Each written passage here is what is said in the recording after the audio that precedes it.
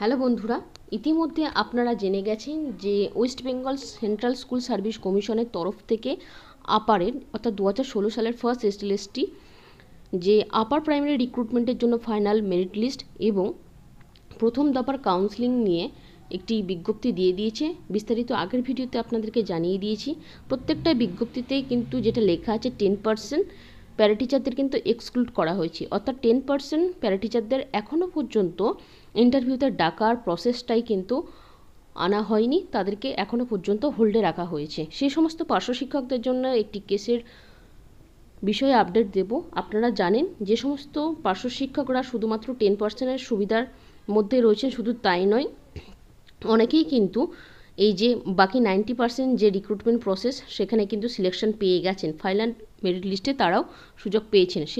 সে সমস্ত পার্শ্ব শিক্ষকরা তো অবশ্যই 90%-এর মধ্যে কমপ্লিট করেছেন এবং সুযোগ পেয়েছেন, তাদেরকে কিন্তু 10%-এ আর রাখা হচ্ছে না। তো সেই জায়গা থেকে তাদের নামগুলোকে বাদ দেওয়ার পর যারা রিজার্ভেশনের সুবিধার মধ্যে পার্শ্ব শিক্ষক রয়েছেন তাদের লিস্ট আসবে প্রকাশ্যে এবং তাদেরকে ইন্টারভিউয়ে ডাকা হবে। তো এই প্রসেসটা এসএসসির তরফ থেকে এখনও পর্যন্ত বাকি রয়েছে। তো প্যারাটিচারদের বিষয়টা এখনও পর্যন্ত দেখা হয়নি, তাই তাদের ইন্টারভিউ বলুন রিক্রুটমেন্ট প্রসেসটা আরও ডিলে হচ্ছে। একাতেই আপার প্রাইমারির রিক্রুটমেন্ট প্রসেস এতদিন ধরে ডিলে হয়ে রয়েছে, তো এখনও পর্যন্ত প্যারাটিচারদের কিন্তু ওয়েট করে যেতে হচ্ছে।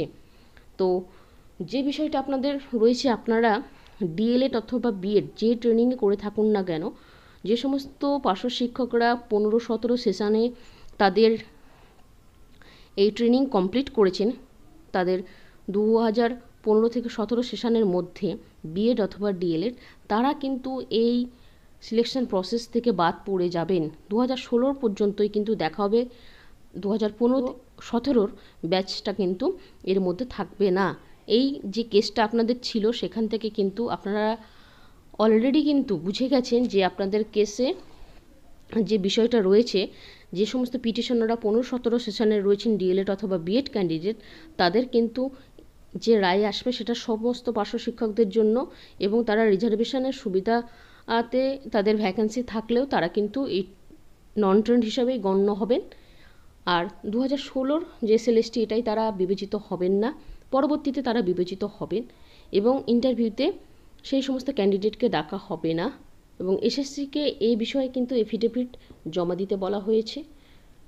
আর যে সমস্ত পার্শ্ব শিক্ষকরা 90%-এর মধ্যে রয়েছেন তাদের নাম সমস্ত বিষয়গুলো ডিটেলসে আসার পর সেই জায়গা থেকে যে সমস্ত ক্যান্ডিডেটরা নিয়োগ পেয়ে যাচ্ছেন 10%-এর সুবিধাতে তাদেরকে বাদ দিয়ে বাকিদেরকে যারা এলিজিবল তাদেরকে কিন্তু ইন্টারভিউ ডাকা হবে।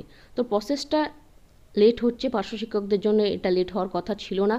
প্যারালালি এই প্রসেসটা চলতে পারত 90%-এর সাথে সাথে 10%-এরও বিষয়টা, কারণ অনেক দিন হয়ে গেছে ইন্টারভিউ, ফাইনাল মেরিট লিস্ট, এখন রিক্রুটমেন্টের জন্য কাউন্সেলিংও শুরু হয়ে গেছে, সেইখানে কিন্তু তারা রিক্রুটমেন্টের থেকে পিছিয়ে পড়ছে। তো আগামী দিনে এই কেসটা কি হয়, তাদের ট্রেন্ড না নন ট্রেন্ডের বিষয়টা আরও ক্লিয়ারলি জানা যাবে। তো আপনাদেরকে জানিয়ে দিই, পরবর্তী এসএলএসটিতে 15-17 সেশনের ক্যান্ডিডেটরা অর্থাৎ প্যারাটিচাররা সুযোগ পেলেও এখানে তারা বিবেচিত হবেন না। তো আপনাদের ইন্টারভিউ সম্বন্ধে যা আপডেট পাবো আপনাদের সাথে শেয়ার করব।